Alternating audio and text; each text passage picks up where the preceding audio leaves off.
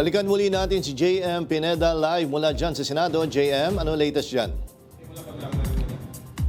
Yes, Jack, sa ngayon nga ay huling impormasyon natin ay kanina ipinakita yung CCTV video kung saan itong si Senator Ronald Bato de la Rosa ay hahainan sana ng NBI nitong nitong ICC warrant of arrest. Pinakita kanina sa session kung ano yung nangyari at nakita nga natin doon na itong si Senator Ronald Bato de la Rosa ay tumatakbo dun sa may hagdan at hinahabol nga nitong mga NBI. At kanina nga bago yan ay napuno ng itong session hall ng emosyon sa pagsulpot nito ni Senator Bato de la Rosa.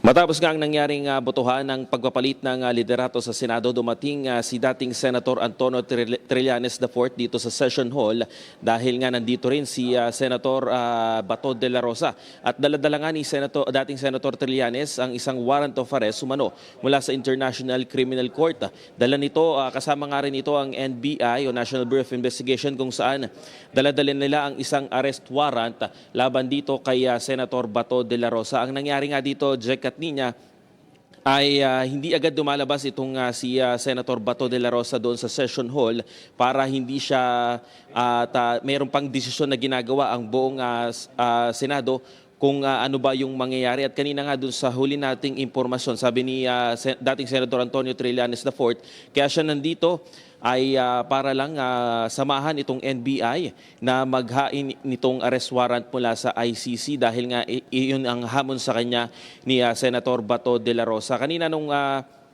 tinitignan natin yung session hall, nandun pa rin yung mga kaalyado nito ni Senator Bato de la Rosa. Nandun si bagong Senate President Alan Peter Cayetano, pati na rin si Senator Amy Marcos at iba pang mga senador. At pinagdidesisyonan nga nila kung ano yung magiging huling o pinal na desisyon para nga dito sa ginawa ng NBI. At ayon nga sa liderato ng Senado ay hindi ito dapat gawin ng NBI dahil wala na ito sa jurisdiction nila para hulihin si Senator de la Rosa. Jack, niya. Yes, yung kanina nga JM, no? Bigyan linaw na ba yan? Kung hindi siya pwede hulihin sa loob ng session hall or within sa compound ng Senado? May sagot na ba tungkol doon? Jack, kanina pinipilit nating tanungin kung ano nga ba yung tamang impormasyon patungkol nga dito sa kung paano hindi uhulihin itong si Senator Bato de la Rosa dahil nga ang huling sinabi sa atin ni dating Senador Trillanes na kapag lumabas doon sa session hall ay pwedeng hulihin, pero may mga nakaabang din kasi ng mga NBI doon sa labas. Kung nakita nga natin yung CCTV kanina, talagang hinahabol si Senator Bato de la Rosa. Pinakita yon kanina doon sa session hall at yun din yung pagbabasihan nila kung ano yung magiging desisyon ng buong Senado pagdating nga dito. Based doon sa huli nating impormasyon, si Senator Bato de la Rosa ay ito ay kukumpirmahin pa natin, pero may nakarating sa atin na mayroon nga daw nagkulong siya dun sa kanyang opisina ngayon, pero kukumpirmahin pa natin yan mamaya, Jack. Yun nga, no? Yung nakita natin ngayon sa video, itong CCTV, nakita natin tumatakbo si Senator de la Rosa. Actually, partner, parang ka nanonood ng pelikula, no? Para talagang pugante na tumatakbo. Etong si Senator... Parang mga batang naglalaro ng habulan, partner. Except Senador tong nakikita ko at mga NBI. Yung mga humahabol sa kanya, JM, tama ba? Yung nakita ko sa video, ay mga NBI agents yan? JM? Yes, Jack, mga NBI agent yung kanina. At bago nga yung mangyari ang habulan na yan dito sa Senado, mayroon ng mga impormasyon na darating nga ang National Bureau of Investigation. At inaalam namin kanina kung bakit sila pupunta kasi kaninang umaga ay ginawa na nga ng CIDG na iain sa opisina ni Senator Bato de la Rosa itong arrest warrant o yung subpoena na sinasabi nito ni Secretary Remulla nitong weekend. Pero hindi nga tinanggap yon ng opisina ni Senator Bato de la Rosa. Kaya nung tanghali, nagtatanungan kung ano ba yung meron at anong gagawin ng NBI dito. At nung nagkaroon nga after nung botohan mismo, nung bagong liderato ng Senado, ang nangyari ay dumating nga itong si dating Senador Trillanes at sinasabi niya, pinakita niya mismo sa atin yung arrest warrant mula sa ICC at hinihintay niya hanggang ngayon na lumabas itong si Senator Bato de la Rosa. Pero ito nga yung ginigiit nito ni dating Senador Trillanes na posibleng may obstruction of justice kung sakali mang hindi palabasin ng Senado itong si Senator Bato de la Rosa dahil nga meron na talagang arrest warrant na hawak itong NBI. Jack? JM, yung bakit si Senator or former Senator Trillanes ang nandyan at may hawak pang warrant of arrest? Anong connection niya dito sa pag-aresto sana, no? Dito kay Senator Bato de la Rosa?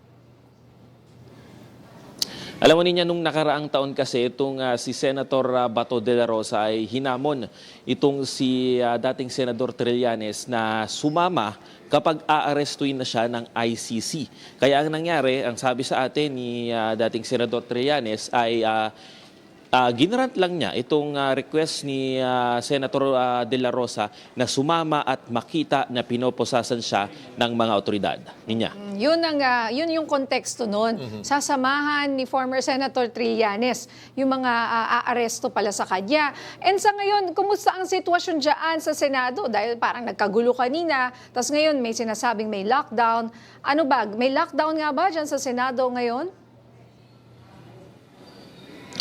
Niya sa ngayon, mahigpit yung seguridad dito sa compound ng Senado matapos ngang ito nga, dumating yung mga otoridad at yung NBI at medyo stricto lang pagdating dun sa paglabas at pagpasok ng mga tao dito sa Senado dahil nga sa gagawing pag-ain ng arrest warrant laban dito kay Senator Bato de la Rosa. Pagdating dun sa session hall, medyo mahigpit din. Ilan lang yung mga taong pinapapasok, mga media, mga resource person at ilan pa. Pero pagka wala kang gagawin dun sa loob, hindi na rin pinapapasok ng mga nagbabantay niya. And ako, JM, huling tanong na lang mula sa akin, no? Anong plano na daw ni former Senator Trillanes at ng mga NBI? May iwan ba sila dyan hanggat hindi lumalabas si Senator de la Rosa? Yes, Jack, sabi sa atin ni dating Senator Trillanes, plano talaga nilang hintahin itong si Senator de la Rosa para maiyahin na nga itong warrant of arrest. Sabi nga niya kanina, kung sakali nga daw hindi tumakbo, hindi nakatakbo itong si Senator de la Rosa sa mga NBI kanina, panigurado daw. Ito yung word niya, nakagapos na ngayon itong si Senador de la Rosa at nahuli na ng NBI bago pa man pumasok doon sa session hall at maprotektahan, ayon nga kay Senator Trillanes, na ang mga kapwa niya, Senador. Jack. Under protective custody ba? Pwede ba natin matawag na gano'n ng Senado, itong si Senator Bato de la Rosa? Jack, sa ngayon wala pa tayong impormasyon patungkol dyan kung ganyan yung term na pwedeng sabihin natin kasi pinagdidesisyonan pa lang ngayon ng Senado kung ano yung gagawin dahil nga iginigiit ng mga kaalyado ni Senator Bato de la Rosa na ito nga ay wala na sa jurisdiction ng NBI kasi ang nangyari na nakita nila yung habulan nadismaya. Una nga nagsalita doon kanina si Senator Marcoleta na hindi na daw talaga dapat gawin ng NBI yon. Lalo't senador naman talaga itong si Ronald Bato de la Rosa. Jack? Okay, maraming salamat, JM Pineda.